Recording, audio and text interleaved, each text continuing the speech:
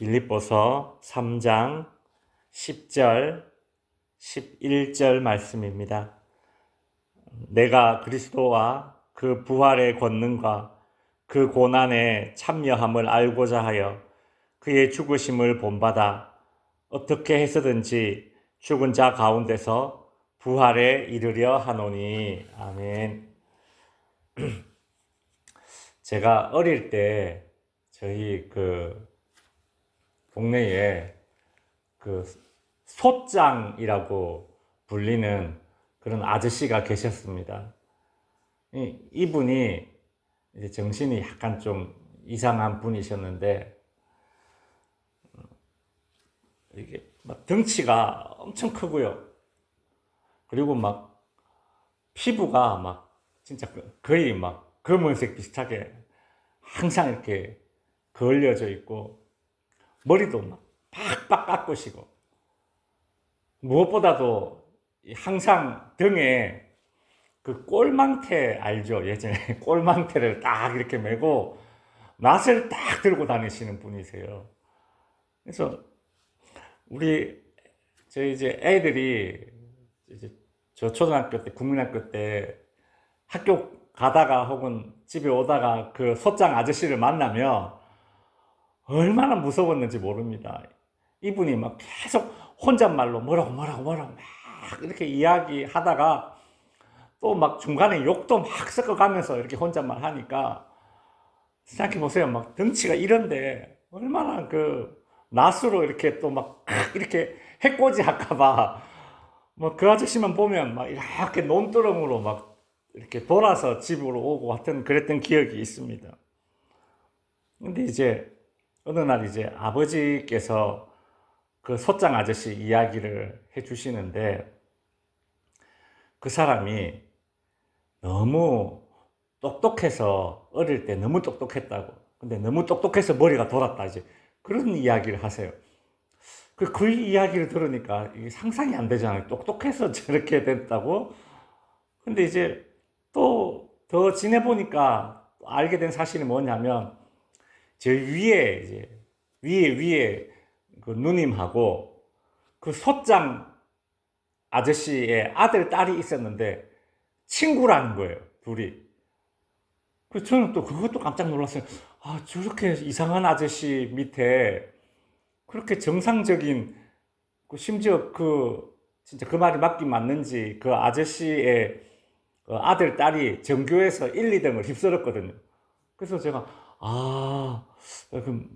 진짜 그 말이 맞나 보다. 이제 그런 생각을 했어요. 제가 알게 된 건 그 아저씨는 너무 똑똑한 사람이었다. 그리고 그 아저씨가 우리가 모두가 다 무서워하고 애들 막 이렇게 해코지 할까봐 걱정했는데, 근데 그 집에 자녀가 있었다. 애들이 있었다. 그러니까, 애들은 이제 해코지 않겠구나. 이제 그런 이제 이해가 생긴 거죠. 이제 그런 이해가 생기니까 그 소장 아저씨가 좀 덜 무서운 거 있죠. 진짜 예전에는 공포의 대상이었는데, 그게 아니구나. 저 사람은 애들 해코지 하지 않겠구나. 자기 집에 애들도 있는데, 또 똑똑한 사람이었는데, 뭐 이런 거지. 복합적으로 그 사람에 대한 이해가 생긴 거죠. 그 사람에 대해서 알고 나면 쓸데없는 오해가 사라지지 않습니까? 그죠? 오늘 본문에 나오는 바울도 그랬던 것 같습니다. 바울이 그리스도를 아는 지식이 생겼어요.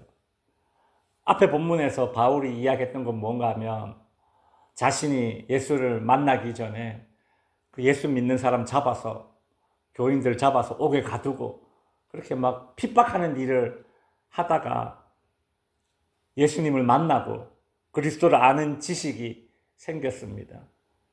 그리스도를 아는 지식이 생기기 전에 바울은 율법의 열심이었던 사람이었어요.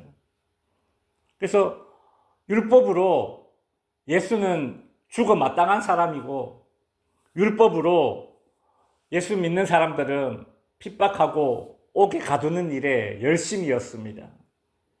근데 예수를 딱 알고 나니까, 그리스도에 대한 지식이 생기고 나니까 바울이 변했습니다. 이제 그 바울의 그 열심이 어떻게 변했느냐 하면 완전히 다른 열심으로 바뀌었어요. 오늘 본문 10절에 보면 내가 그리스도와 그 부활의 권능과 그 고난에 참여함을 알고자 하여 그의 죽으심을 본받아. 이게 지금 성경이 좀 싹 이렇게 쉽게 이해되진 않는데 좀 쉽게 좀 풀어서 설명을 하자면 이런 말입니다. 내가 바라는 거 있는데 그게 뭔가 하면 그리스도를 알고 그리스도의 그 부활의 능력을 깨닫고 또 그리스도의 고난을 내가 함께 나누고 그리고 결국에는 내가 그리스도와 함께 죽는 것이야. 바울이 바라는 게 그거래요.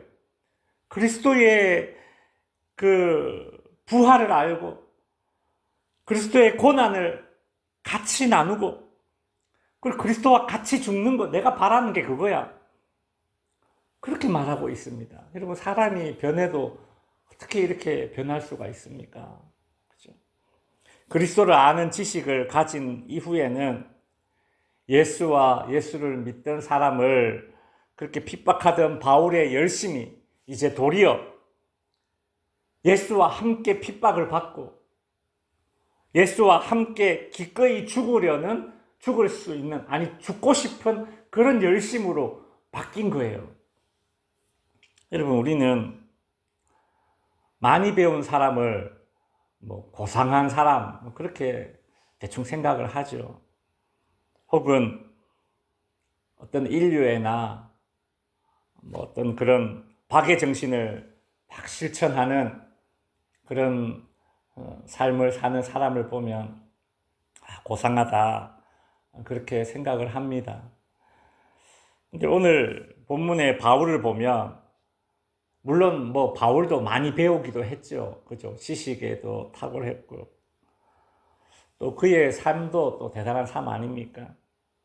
근데 이런 모든 것이 사실은 바울을 고상한 것이 아니라 고상한 사람으로 만든 것이 아니라 바울이 이야기하는 건 내가 그리스도 예수를 아는 지식이 고상한 지식이고 그렇기 때문에 고상한 삶을 사는 거죠.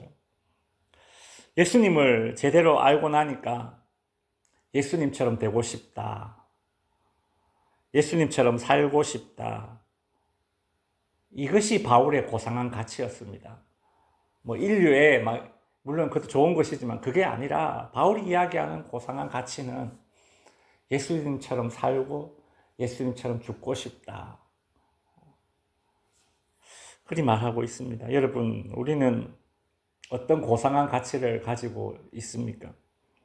바울은 그리스도의 고난을 같이 나누고 그리스도와 함께 죽는 것, 이게 자기의 바람이라고 했습니다. 이 말이 참 빈말이 아니었죠. 바울은 골로새서 1장에서 자신이 고난을 받으면서 그 선교를 하는데 선교 중에 겪게 되는 그 모든 고통을 바울은 골로새서 1장에서 어떻게 표현하느냐 하면 그리스도의 고난을 내 몸에 채운다. 그렇게 이야기를 했어요. 그러니까 그리스도와 함께 살고 함께 죽는 것이 자기의 바람이라는 것이 이것이 정말 헛말이 아니었죠. 바울이 그렇게 모진 고난을 겪으면서 지금도 오게 있지만 이런 고난을 두려워하지 않습니다. 내가 이 그리스도를 아는 이 고상한 지식대로 사는 이 삶을 내가 후회하지 않아요. 우리 가끔 그렇잖아요. 뭔가 좋은 일하고 선한 일하고 후회할 때가 있잖아요. 그때 내가 너무 적극적으로 이렇게 선한 일을 했나? 이런 생각이 들 때도 있잖아요.